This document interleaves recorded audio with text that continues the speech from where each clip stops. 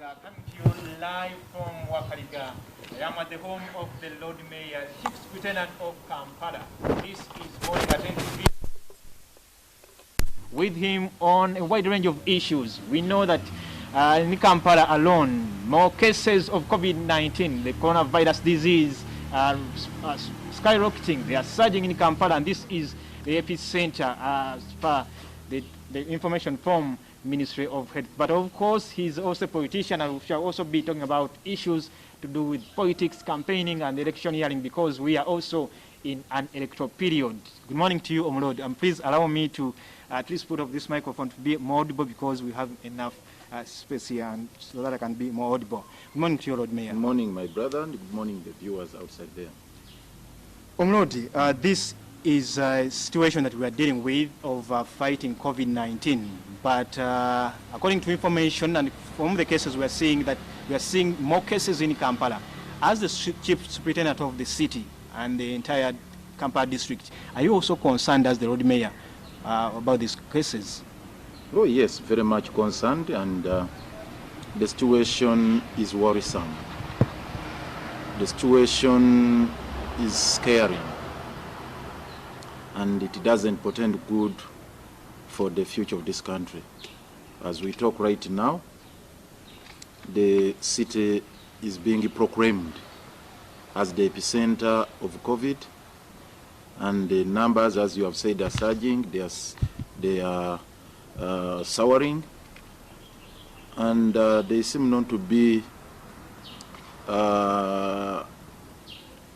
serious measures being taken to curb the situation, not in the direction of a lockdown, no, but in terms of tracking down the contacts of these positive cases, and also case management. And this is an area where we have really put emphasis. Of course, the issue of also mass testing. Mass testing may be a misnomer. You may call it community testing or improved testing, because now the rate of testing is very, very low. Countrywide, you'd find that less than 400,000 people have been tested out of the close to 40 million people. That percentage of the people who have tested is negligible. It can't give you a clear picture of what is obtaining within the country. So it's such a serious matter, and we need to step up measures to curb the same without necessarily talking about a lockdown, because now the talk is about a lockdown. The fears in the downtown Kampala? No, even within government circles. They seem to be preoccupied with that aspect of a lockdown, as if it's an end in itself, as if it's a solution to this pandemic. It isn't at all. Within the government circles, they are saying that, yes, your people, the one you take care of as the Road Mayor, they are not adhering to the guidelines, SOPs, standard operating procedures. They were yearning for easing the lockdown, but now they see there is a bit of reluctance within Kampala. Yes, that is true. There is too much laxity. I agree. But you need to interrogate the genesis of the same. It stems from within the government circles.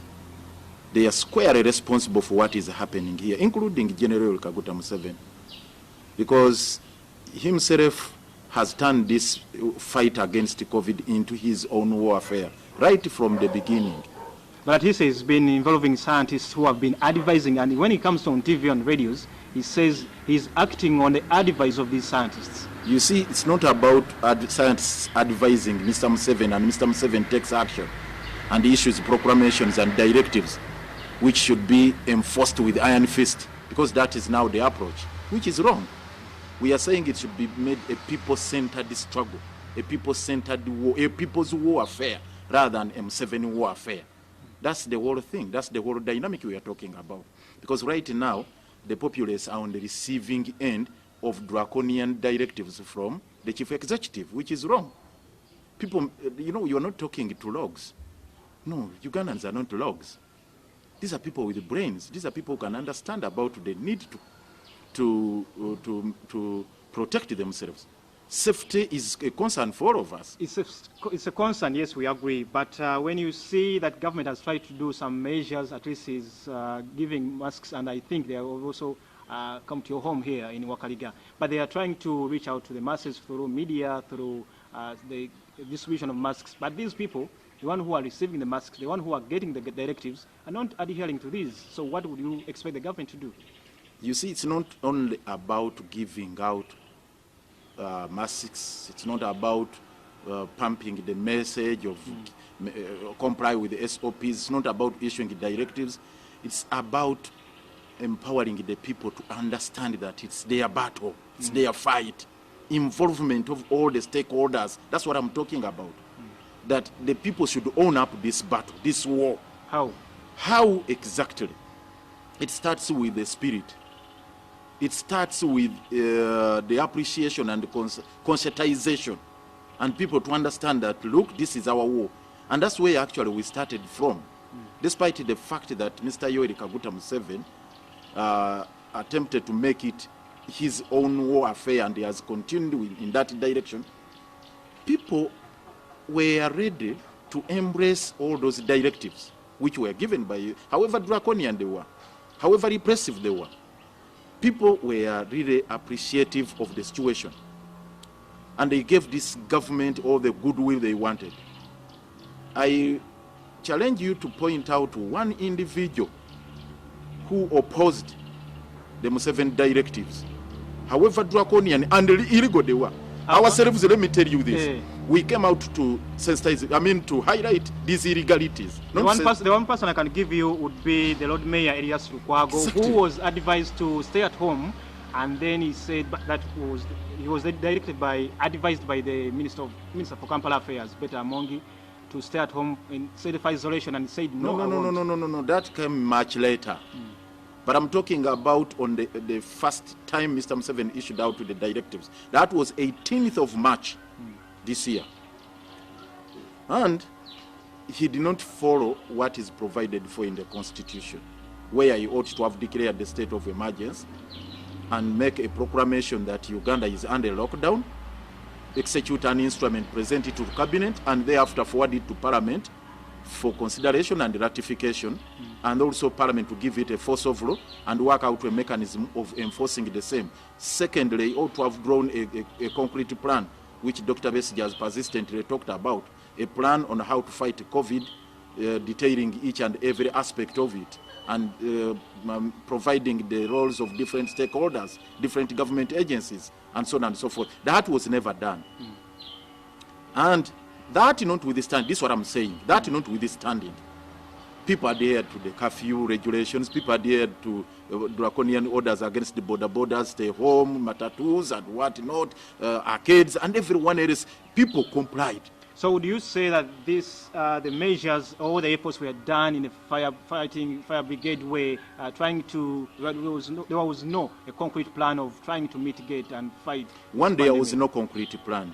But what made matters worse is for the regime to turn this pandemic into a cash bonanza and a political project. We have highlighted this quite often, that now what happened, they started profiteering from this exercise. From this pandemic.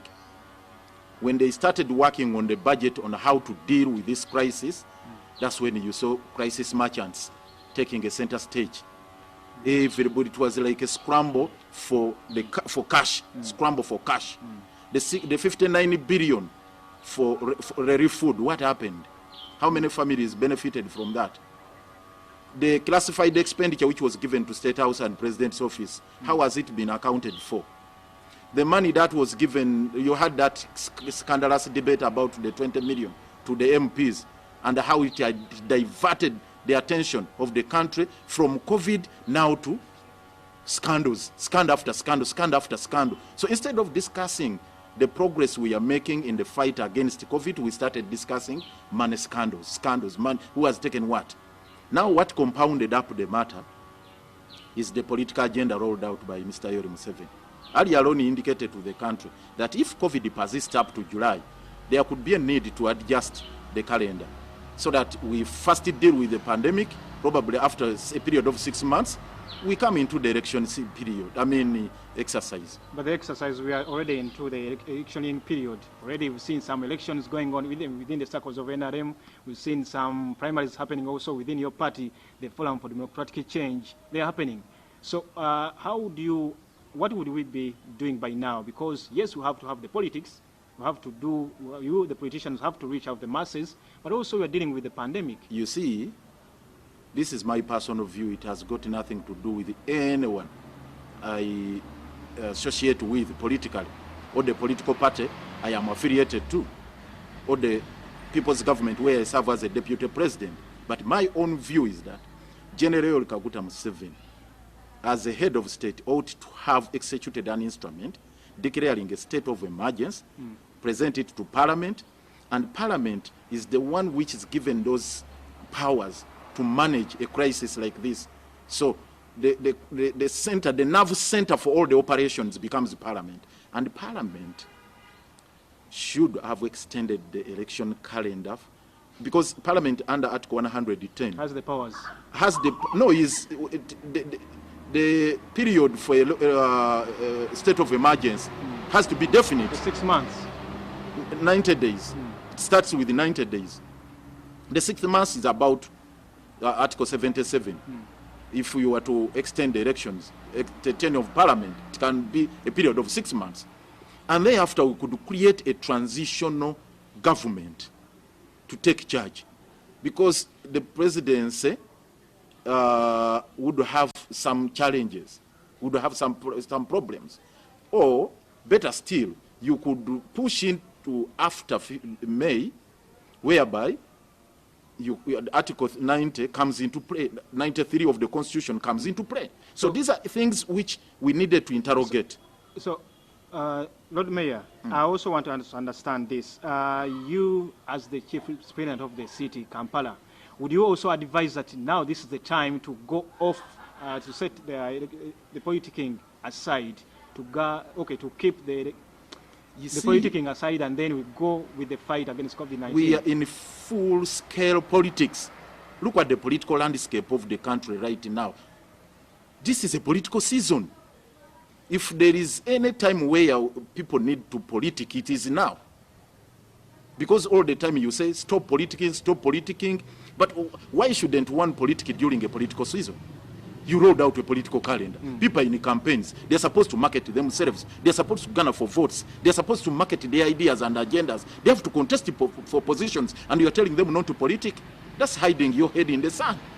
Look here, this is a political season, a highly charged political season, yes, where you cannot stop, and let us stop that kind of talk, that whoever comes out to do what ordinarily they should be doing is politicking. But that is what you were also advising. You were saying that we would have had some time deal with a state of emergency. I thought we would also want to see that maybe in this state of an emergency that we would propose that we put our efforts in fighting COVID-19. This is the message you should send to General Museveni, his government, and the cabinet. And the fundamental question you should be asking yourself, and actually all of us Ugandans who are concerned about the state of affairs, can we manage both? The fight against COVID, can we? And the electioneering. This is what I've said. We cannot. We cannot. That's the reason. So you've seen the fudging by the gambling. You've seen the gambling by the chairman electoral commission, that we can allow small gatherings. What are you talking about? Under the instrument issued by the Minister for Public Health, Ruth Acheng, a meeting of more than 10 people is prohibited. So a meeting of more than 10 people is prohibited. That's according to the instrument she issued, in accordance with the Public Health Act. Yes, however irregular it was, because I have my own reservations about that. But the question remains, now, which is which? So if the Minister for Health is saying a gathering of 10 and more people is illegal, and it's actually dangerous to public health, and then Yabakama says, you can have like 50, 80. So which is which? In a town hall. In a town hall, which is which? And in a town hall, can you manage a town hall with the social distancing? Is it practical? Is it possible? In the town, actually, you can do the soaps, you can do the soaps, you can observe the soaps in an open space, not in a town hall. Mr. Elias Lukwago, you were seeking another term as the Lord Mayor, but we know that even up to now, the court ruled that you have to be compensated for the time you were impeached by your councillors who denounced you, and now you're also coming up again. You're also still demanding almost 800 million when you calculate with the money that is accruing after court ruled this. How are you sure that even when you take this process of going to court to seek for compensation, the KCC, the one you split in, the technical wing will pay you this whole sum? You see, injustice must be fought at all fronts. The fundamental thing here is to fight injustice. There are mischiefs that were occasioned to me. And the law is very clear, they can't go unatoned for. That's what I believe in. So I'm seeking for justice. Whichever way justice comes through the due process of the law, I embrace it and welcome it. When I know justice always delays, it delays. But it finally comes. It finally comes, though there is that dictum in law that justice delayed is justice denied. But we are used to that, given the challenges we are faced with in the country. We are used to that. So I will continue, and this has been an ongoing process. It's been work in progress since my previous term. Have been pushing for this, have been for litigation. So it's a continuous exercise. For me, I don't care as to when justice comes. Even if it takes 1 year, 2 years for you to get that sum. Let me tell you, I will continue pushing for it regardless of the accusations leveled against me, regardless of the misgivings you may be having.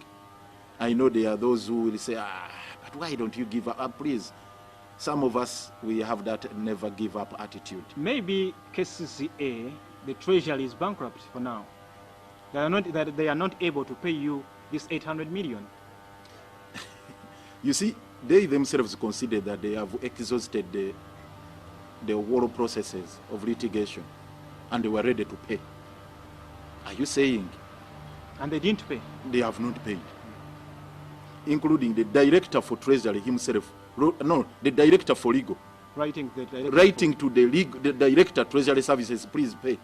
Initially, Honorable Betty Kamya, when she was still minister, at the time that final decision was made, indicated that, you see, this money which had not been budgeted for, and I asked, wait a minute. We have a budget, a whole budget for litigation. And by the way, most our accounts are now being subjected to intermittent garnishee orders. They have been frequently issued. And in most cases, you'll find time and again we are fighting these garnishee orders. So are you saying each judgment date will have its own budget line? That's very absurd. So they considered and said, no. We have one central pool, a vote for litigation, for judgment dates. But you see, there's politics they are playing. It's a political matter. That's what I also wanted to ask. It's not illegal, it's political. What's happening at the City Hall, what does it mean for the management of Kampala affairs? Because for us, the one who are watching you, the one whom you lead as the Lord Mayor, the technical wing is supposed to give us the services. When you look at this, we thought this had also come to an end. During the time when you were with the then Executive Director, Jennifer Musi, you were at Hologa Heads. We thought that now we're going to see a different city now that Jennifer Musi left. No, let me make this clear. This legal claim notwithstanding, I continue to discharge my duties diligently and effectively, despite the hurdles. Yes, what I'm saying is that the technical wing are not, okay, I would say in quote, respecting the court order. What does this mean about the management of affairs at City Hall? Because you're looking at the technical wing, which has not paid you in a different way. What does it mean for the management of Kampala affairs? This is just like any other legal claim. Is this a matter to fight over? I'm saying, please, I am enforcing my rights. I'm enforcing a court order. I believe as a practicing advocate, I know litigation cannot go in vain. We call it reaping the fruits of litigation. I was forced to go through a protracted litigation for close to 10 years now. I've been litigating over these matters. I emerged victorious at the end of the day. And thou shalt not suffer wrong without a remedy. That is also another cardinal principle in our justice system. Thou shalt not suffer wrong without a remedy. So I suffered a wrong. I'm seeking for a remedy. How does that deter service delivery? No. Let's look at the service delivery. When you were being welcomed at Najanankumbi as the new recruit in Plan for Democratic Change, you say that the time when you were impeached, that you don't count that term. But someone who has been watching you all these years from 2016 would say, why would Mr. Lord Mayor Elias Lukwago seek for another mandate? What will you tell the person watching that this is what I've been able to serve or to deliver to you as the Kampala dweller? I doubt the time you have given me could be enough for me to highlight all that I've been those doing. Notable ones that you would think that this, when it's visible. You see, the first term aborted, as I said. That is for the record. Rather, it's on record. The second term has been largely planning because there is a problem in Kampala as far as planning is concerned. I've concentrated so much on preparing a structural plan. I've mentioned this.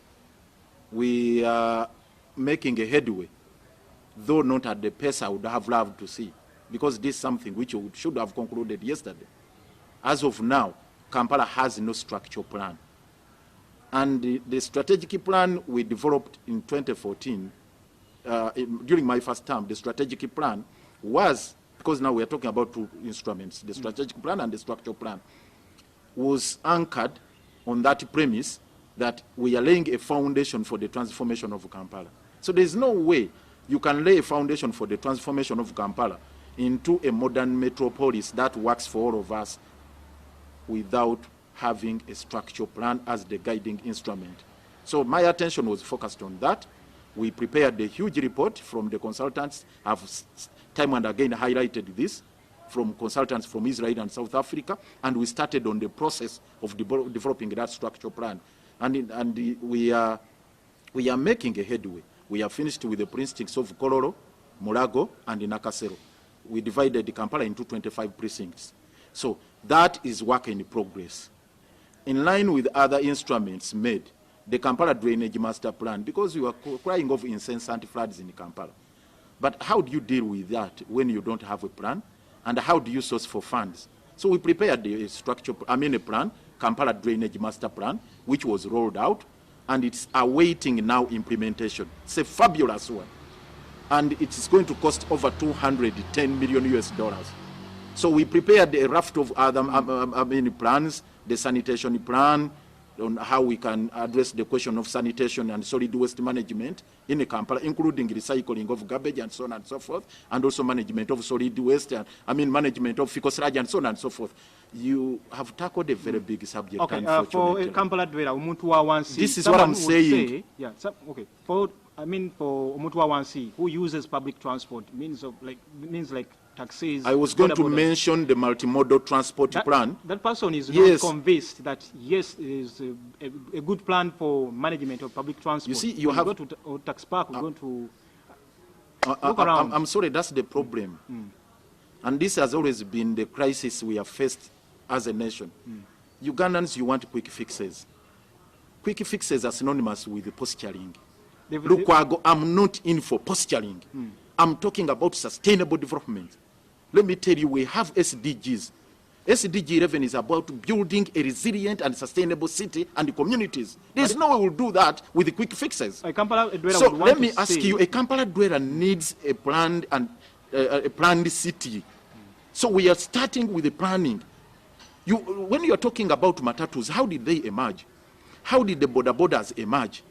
It is because of this mess we are having. We have not planned for that. That's why we got money from World Bank and started planning for the transport in Kampala and the metropolitan area. That's the reason we have developed the multimodal transport plan with the different modes of transport, each speaking to the other, so that you create a system which is very, very clear, a foundation where people will, even those who will come after me, because I'm not going to be in the stay for eternity, will have a point where to start from, so that you know that this is the structure we have for this particular mode of transport, say the rail system.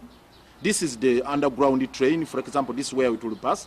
This is where we shall have the flyovers and so on. This Kwala business where you find, today we have Clock Tower, for example, which has been there as, let me conclude this point. You have Clock Tower, which has been part of your heritage. It's part of an artifact within the city. Now you want to create flyovers and say, but now I think we need to shift the you've seen what is happening. That is that's why I was telling you. Now we are creating. I'm looking at UKCCA and government. You are the one developing this. I'm very, very unfortunate. I came to the city to stay whole. I became the Lord Mayor at a time when the city had not been planned for. Let me tell you this. If we had followed the plans that were made by our predecessors, the colonialists, by the way, would be miles ahead, because they had gazetted Kampala as a purely commercial city. It wasn't meant to be an administrative city.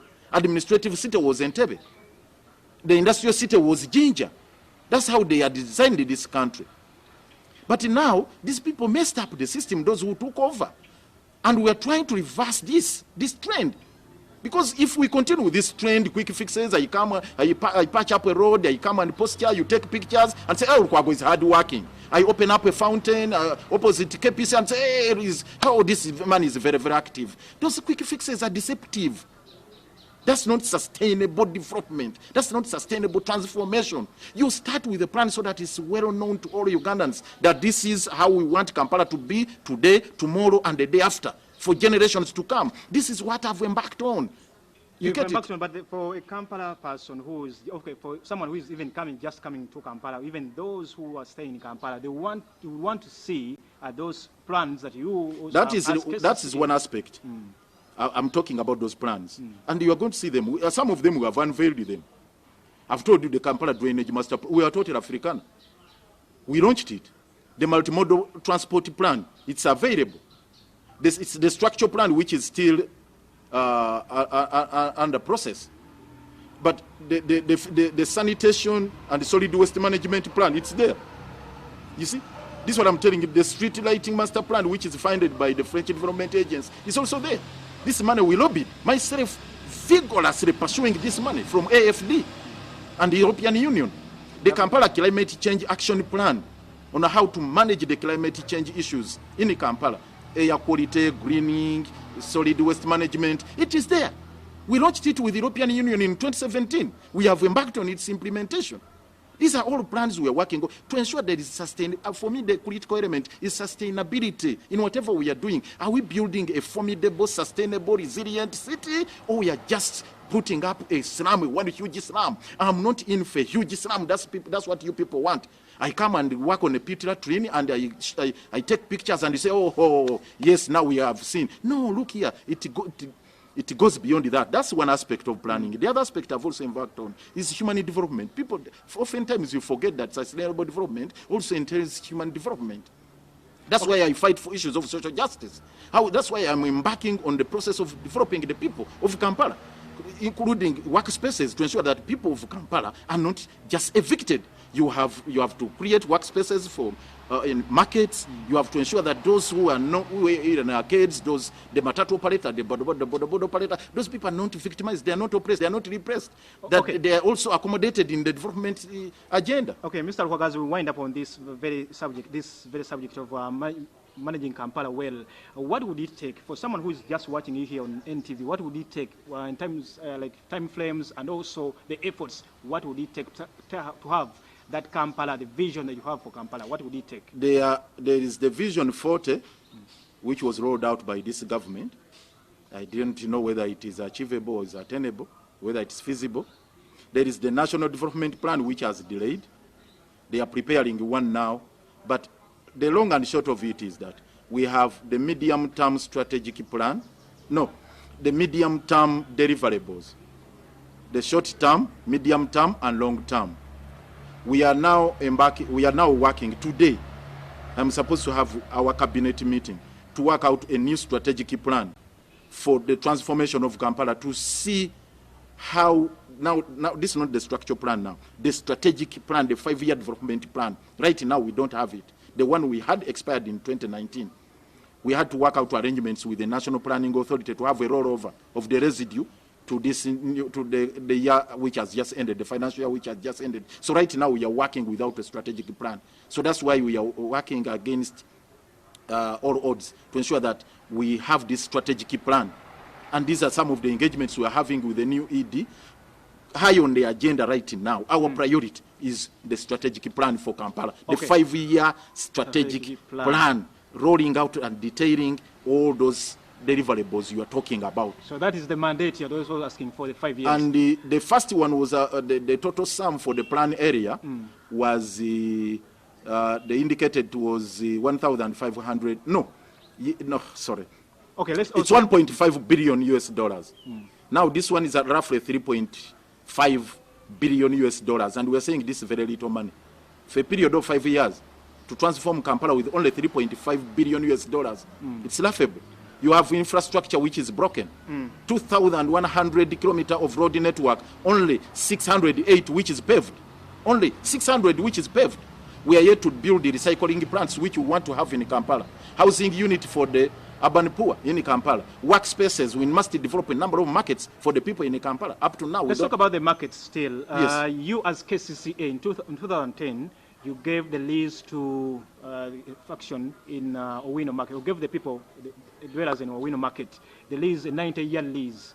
But now information we are getting is that government is now planning to take over, and compensate these those people who are operating in St. Valley Kudembe Market, those space and lock-up owners there who are operating in downtown Kampala, Muntu. So they were expecting that now they are going to be managing their own market. But now it seems KCC and government will now working the same, looking at the same path, taking over the market from them. What is the problem? What is failing the smooth flow and management of Kampala markets? I think you understand the genesis of this problem. Our predecessors messed up our open public spaces. That's a fact. Not only markets, but also playgrounds, schools, and all these other places. That's why you see Nachivo is alienated. That's why you some were given to state icons. State icons, Lukwago playgrounds, and so many other, including golf course and others. All these facilities had been messed up. We vigorously embarked on the process, on the exercise of recovery and maintenance of what was preservation of what is still, what remained of the public spaces. And the recovery process is still ongoing. The Sheraton Gardens, for example, they are supposed to be independence grounds. We insist they must be recovered. Centenary Park, you can talk about the children's park and so on and so forth. All these are public assets. Now, coming back to St. Valley Kudembe, you heard what happened. I was opposed to the policy of alienating these facilities because these are meant to cater for the urban poor, their workspaces, for those who cannot afford rent in the malls and the arcades and whatnot. So that was the whole idea.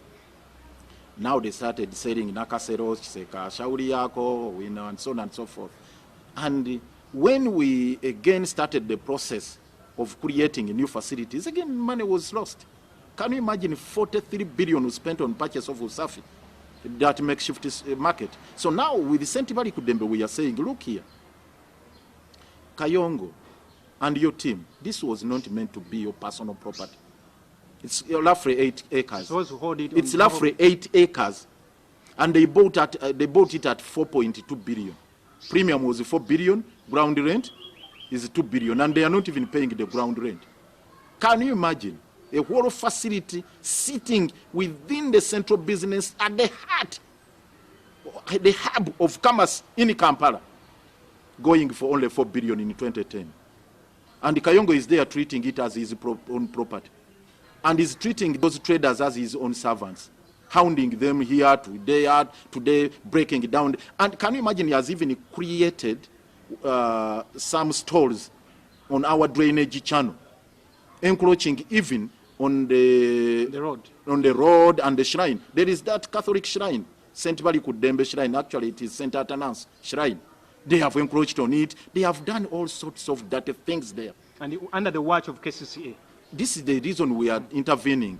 Though I have also mixed feelings about the central government taking over, because we can't also trust them. You get it? They can easily also give it away, like it happened previously, like they have been doling out land. Say, catch-22 situation we are in, and it's really disturbing. You get it? Say, it's something which is really disturbing some of us. On the one hand, you cannot trust Kayongo to manage it and develop it for the people of Kampala. He's just treating it as his own property. But on the other hand, you have also problems with the central government. But we are saying by and large, if it's about a choice of two evils, I would rather it goes back to KCCA, so that there the people of Uganda can fight for it. You get it? Instead of giving it to Kayongo and a handful of his colleagues, it goes back to KCCA. We develop it as a public facility for the people of Kampala, for the urban poor, rather than giving it to an individual. You get it? And this is where we have a problem. Ideally, I supported the approach of giving this facility to the vendors. But Kayongo has ditched out, has thrown out majority of these vendors. They are not benefiting from it. You go and carry out a survey there in St. Balikudembe. There are over 40,000 vendors there. How many have benefited from this facility? Very few, a handful. It is Kayongo now, he doesn't even remit a single coin to KCCA. He's ruthlessly collecting revenue from the market, which all goes into his pocket. Can you treat a public asset which has been there for decades like that? What are we likely to see with these spaces, these markets? What are we likely to see from your side as KCCA when the council sits? You see, we took a decision as a government, as a nation, to borrow money from Africa Development Bank to construct markets. The ATMATI program, Markets and Agriculture Improvement Project. The money was got from Africa Development Bank. We decided to develop markets countrywide. By that time, 2009, I was in Parliament when we secured that road. Also, some like Wandegia, Busega. Busega is yet to be completed. But you've seen those ones in Jinja, Lira, Gulu, wherever, Fort Porto, they are there. But we struggled to impress it upon the government that let's start with Kampala, where you have a huge concentration of these youth, these women, the widows, the single mothers, who operate from Kampala here on the streets, so that we can create trade order. Government was stubborn. They ended up creating that structure in Wandegea. And people, we are saying we are opposing development. No, they wasted that money in Wandegea. Wandegea is just a drinking joint for lecturers and students. It's not a market place. We told them we either use that money to construct a railway or we know on Nakasero. These are the known markets which can accommodate several thousands and thousands of street vendors. They refused. Now we are saying, look, let's recover whatever little remains there. Let's channel our resources towards construction of markets. It's the only way you can guarantee workspaces for the urban poor and you can create trade order in Kampala. Okay, before we wind up this conversation, I also want to speak to Mr. Elias Lukwago, the one who is the Vice President of the People's Government Formation, who is also a member of FDC, aspiring Lord Mayor of Kampala. You, as the opposition, what do you think what do you think about this roadmap? Because yes, activities are ongoing despite other factors like COVID-19 we have begun from. But what should be done with this roadmap that we also still have? Because 2021 is not any far away from here. Whereas People's Government were soon coming up with a statement on the political landscape of the country, especially in line with what the People's Government, the President declared, that look here, he is not offering himself for election in the forthcoming elections. His own preoccupation is going to be Plan B. He's concentrating in Plan B, which is you wait. Details are going to come out on how it's going to be rolled out. Very soon, you'll be called at a press conference or any other function, and we are working on that. You see, we are not seated. The People's Government is sitting on a daily basis, almost. So we are working on all those plans. They will be unveiled to the country pretty soon. Just hold on, for a bit. Yeah.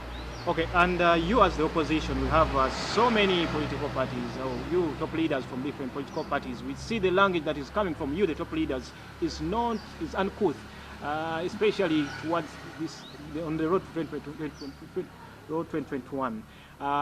What is likely to be the effect of this infighting within the opposition? Because we would expect that maybe we would be fishing from the sitting establishment.